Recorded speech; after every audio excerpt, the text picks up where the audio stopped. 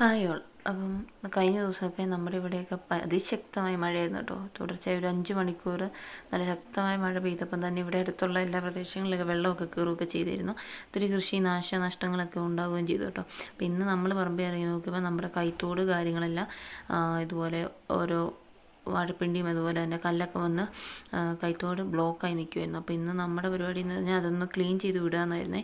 അപ്പം ഞാനും പപ്പായും അനിയത്തിയെല്ലാം ഞങ്ങളെല്ലാവരും കൂടെ ഇറങ്ങി തോടും കാര്യങ്ങളൊക്കെ ക്ലീൻ ചെയ്യുവാണ്. അപ്പം ഇങ്ങനെ വന്ന് ബ്ലോക്ക് ആയി നിന്നതുകൊണ്ട് തന്നെ ഇതുപോലെ ഉണ്ട് സൈഡിലെ ഈ കല്ലിൻ്റെ മുകളിലൂടെയൊക്കെ വെള്ളം കയറി ആ കല്ലൊക്കെ തള്ളിക്കളയുകയൊക്കെ ചെയ്തു കേട്ടോ.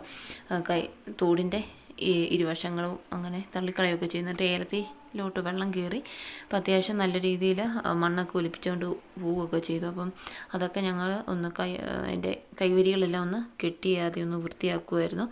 അത് കഴിഞ്ഞ് ഈ ഏലത്തിൻ്റെ അകത്ത് തന്നെയാണെങ്കിൽ പോലും ഒത്തിരിയേറെ ഭാഗത്ത് ഈ വെള്ളം കയറി അതുപോലെ തന്നെ കാട് ചപ്പ് എല്ലാം കയറി ഏലത്തിനകത്ത് വിളവെടുക്കാറായി നിൽക്കുന്ന ഏലക്കയാണ്. അപ്പോൾ അതിൻ്റെ അകത്തൊക്കെ കയറി ബ്ലോക്ക് ആയതുകൊണ്ട് തന്നെ അതിൻ്റെ അകമെല്ലാം ക്ലീൻ ചെയ്യേണ്ടതായിട്ട് വന്നു കേട്ടോ.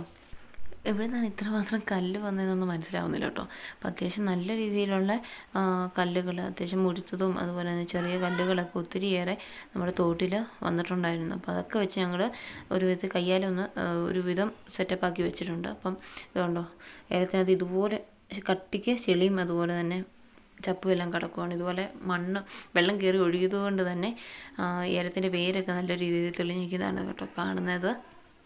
നല്ല രീതിയിൽ തന്നെ ഡാമേജ് വരുത്തിയിട്ടുണ്ട്. പിന്നെ ഇത് നമ്മുടെ കൈത്തോടിൻ്റെ താഴോട്ട് ചെന്ന് കഴിയുമ്പോഴത്തേന് നല്ല രീതിയിൽ ഇതൊക്കെ ചെറിയൊരു കൈത്തോടായിരുന്നു. അതിൻ്റെ ഒരു പ്രദേശം കൊണ്ട് അത്യാവശ്യം പോയിട്ടുണ്ട്. അത് മണ്ണും കാര്യങ്ങളും കല്ലും എല്ലാം സൈഡെല്ലാം കയ്യാലേ ഉള്ളതായിരുന്നു കേട്ടോ. അതെല്ലാം തള്ളിക്കൊണ്ട് പോയി.